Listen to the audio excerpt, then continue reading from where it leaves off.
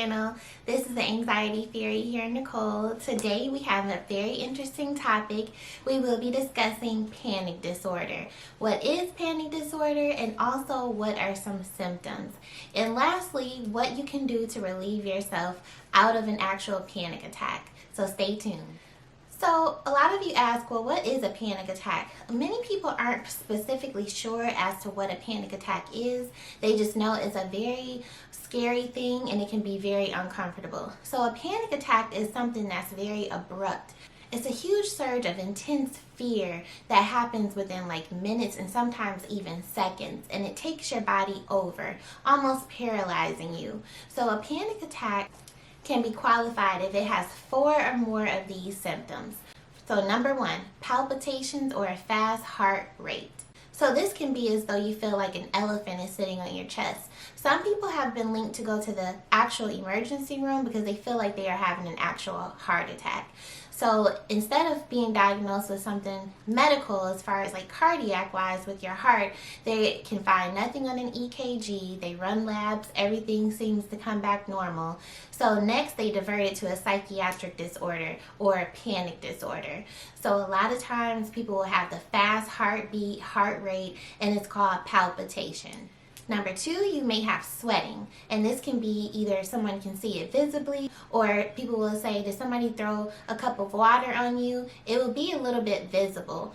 If not visible, you can see where it's almost like a glow on your head. Number 3, trembling or shaking. So with a panic attack, a lot of times your body is on a fight or flight mode. So you will have a little bit of trembling or shaking. And number 4, you may even experience a little shortness of breath, feeling like you're hyperventilating. Some people actually have to breathe into an actual bag and kind of catch your bearings.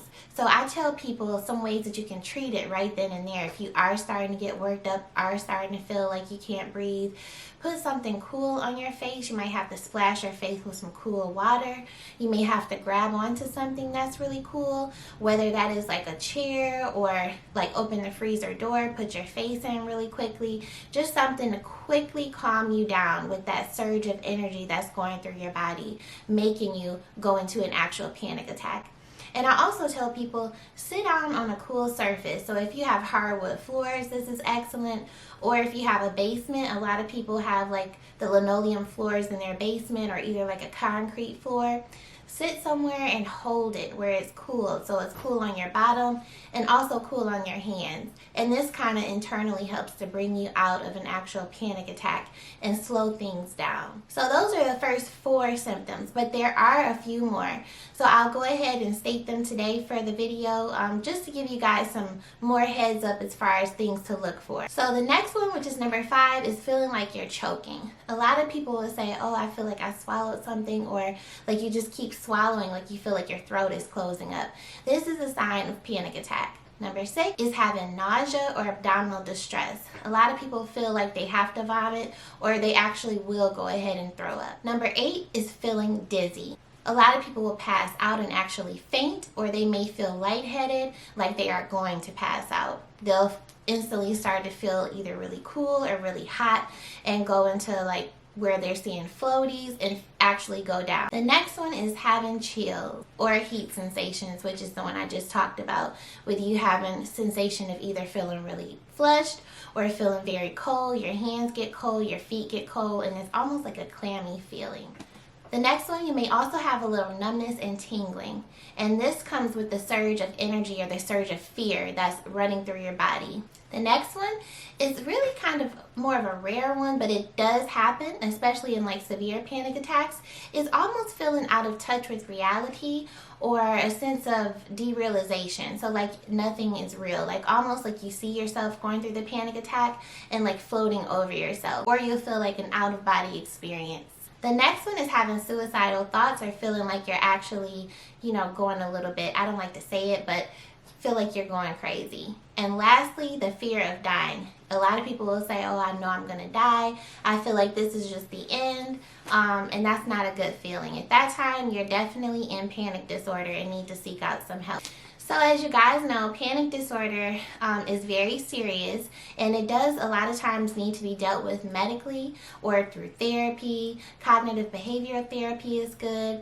DBT therapy, which is a more extensive therapy type, which deals with past traumas, or if you've had some type of PTSD in your lifetime, that's really good for dealing with the panic attacks. A lot of times people have panic attacks because it's an unresolved issue from the past that they've had to encounter or endure. Not all times, but most of the time. And also, it's very common, more so 2 to 1 out of women having more of the panic attacks versus a man. So some quick tips that you can do, like I said, is grounding, where you grab a hold to something cold. You may have to sit on a cold surface or splash your face with some cool water. Number 2, some peppermint drops, is sprinkling a couple of peppermint drops on like your pillowcase at night. This helps to calm that center of your brain, so when you wake up in the morning you feel refreshed, brain is calmed, everything is good. And also 2, even alcohol pads. That helps with nausea as well. Just like opening up a little alcohol pad, smelling it really quickly, and that helps to kind of bring you back. Another thing is some deep breathing, and I say deep breathing where it's coming internally from the stomach. So you're taking like a huge inhale, counting to like 5 seconds to yourself, and then exhaling it very slowly. Doing that for maybe like 3 to 4 minutes or so, and that also helps to calm things down. Also, exercise also helps the endorphins in your brain, and that helps to relax you and ease a lot of anxiety. So I do tell people to exercise at least for 30 minutes a day for 5 times or more a week if you can, whether it's like a light walk or a light jog, just to get out in the sun so your body can absorb that vitamin D and also feel more relaxed internally. So these are just some quick tips and some more understanding of what panic disorder is. If you guys have any questions or have a specific video that you would like me to do next, just leave me some comments below. Thank you guys for being here. Like, comment, subscribe, and I will see you next week. Take care.